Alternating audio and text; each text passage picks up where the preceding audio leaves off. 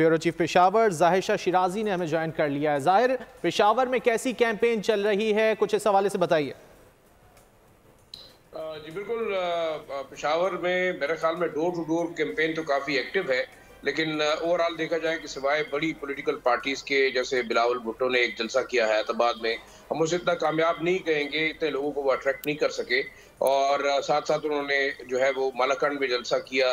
मियां नवाज शरीफ साहब ने जो है वो हजारा के अंदर जो है वो इस किस्म के बड़ा जलसा किया। लेकिन ओवरऑल देखा जाए तो सब बड़ी पॉलिटिकल एक्टिविटी हमें बड़ी पार्टीज की नजर नहीं आ रही। बिल्कुल जो टेक्निक इस वक्त है वो है डोर टू डोर कैंपेन की। एक तो सिक्योरिटी के भी कुछ खदशात का इजहार जो है वो किया जा रहा है, क्योंकि कबायली इलाकों के अंदर अभी भी हालात वैसे नहीं है जैसे कि कहा जाता है। और जैसे कि खैबर पख्तूनख्वा हुकूमत ने बाकायदा नोटिफाई किया है फेडरल गवर्नमेंट को और इलेक्शन कमीशन को कि तकरीबन उनको 50,000 सिक्योरिटी एहलकारों की जो है वो इस वक्त कमी है तमाम इलेक्शन प्रोसेस को बाकायदा सिक्योरिटी फराम करने के लिए। देखिए 15,000 पोलिंग स्टेशन है केपी के अंदर, और उसमें से 11,000 आप या इंतहाई हसास हैं या कुछ कम हसास हैं, तो उसके लिए कम से कम 1.5 लाख के करीब जो है वो सिक्योरिटी एहलकार जो है वो जरूरत होगी। आज मेरे ख्याल में देखा ये जा रहा है कि बलूचिस्तान और केपी के हवाले से इलेक्शन कमीशन ने एक अहम इजलास बुलाया, जिसमें आईजी खैबर पख्तूनख्वा भी शरीक है, इसके अलावा चीफ सेक्रेटरी हैं, दूसरे हाई ऑफिशियल्स हैं।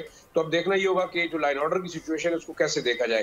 लेकिन अगर हम स्ट्रीट पे बात करें तो लोगों के अंदर इतना जो है वो कहते हैं कि जोश और वलवला नहीं है सिवाय कैंडिडेट्स के, और कैंडिडेट्स जो है वो डोर टू डोर कैंपेन पे ज्यादा फोकस्ड है। सोशल मीडिया का इस्तेमाल ज्यादा हो रहा है, लोगों को इंडिविजुअली कॉन्टेक्ट किया जा रहा है।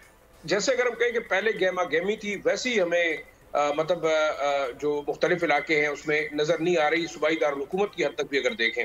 और उसकी वजूहात बहुत सारी हो सकती हैं, लेकिन कुछ लोगों का जो है ये कहना है कि मेरे ख्याल में जो इलेक्टोरल प्रोसेस है उसके अंदर इस दफा लोग बिहाइंड द सीन तो काफी एक्टिव नजर आते हैं, लेकिन कुछ जैसे तहरीक इंसाफ के ऊपर बैन लगा, उसके कैंडिडेट जो है इलेक्शन लड़ रहे हैं आजाद उम्मीदवारों की हैसियत से, तो वो एक वोट बैंक है, उसको ये देखना होगा कि किस तरीके से वो।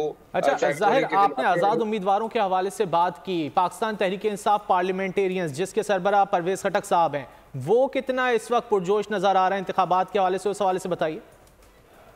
देखिए परवेज खटक साहब जो बारहा दावा करते रहे जब से उन्होंने PTIP बनाई है, और उनके साथ महमूद खान साहब हैं, और उनका दावे शायद किसी हद तक दुरुस्त भी हों, वो आइंदा हुकूमत बनाएंगे, और वो उसके ऊपर बैंक करना चाह रहे हैं कि वो बड़े लिबरल भी हैं और बड़े फ्लेक्सिबल भी हैं, क्योंकि मेरे ख्याल में वो ये दावा कर रहे हैं कि पिछले 10 साल में महमूद खान और उन्होंने इस सूबे के अंदर हुकूमत की, और जितने अच्छे इनिशिएटिव लिए मेरे ख्याल में क्रेडिट उनको जाना चाहिए बनिस्बत तहरीक इंसाफ के। तो ये एक फैक्टर शायद है। दूसरा देखें, परवेज खटक साहब की जो कैंपेन है उसके हद तक देखा जाए तो 2 डिस्ट्रिक्ट हैं, नौशहरा का है, इसके अलावा मालाकंड का है, जिसके अंदर ये परफॉर्मेंस दे सकते हैं। 73 कैंडिडेट्स हैं उनके, और उनका दावा इस लिहाज से एक आम हम समझ सकते हैं कि वो हुकूमत बनाने के दावेदार इसलिए नजर आते हैं कि पीपल्स पार्टी के साथ, JUIF के साथ, QWP के साथ परवेज खटक साहब के जो है वो काफी अच्छे ताल्लुकात है। और उनका ये भी दावा है कि शायद जो आजाद उम्मीदवार हैं तहरीक इंसाफ के बैनर से, वो भी किसी न किसी तरीके से उनसे मिलेंगे। देखिए ये तो तमाम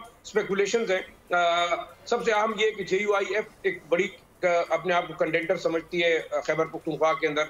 मौलाना साहब ने तमाम इलेक्टेबल्स जो हैं वो अपने साथ मिलाए हुए हैं। देखिए पिछली दफा नताइज क्या सामने आते हैं, इंतखाबी गहमा गहमी तो उरूज पर नजर आ रही है, लेकिन तरह की गहमा गहमी शायद नजर नहीं आ रही। साथ ही रहिएगा हमारे जाहिर शाह शिराजी। सब्सक्राइब करें और बेल दबाएं ताकि कोई खबर रह न जाए।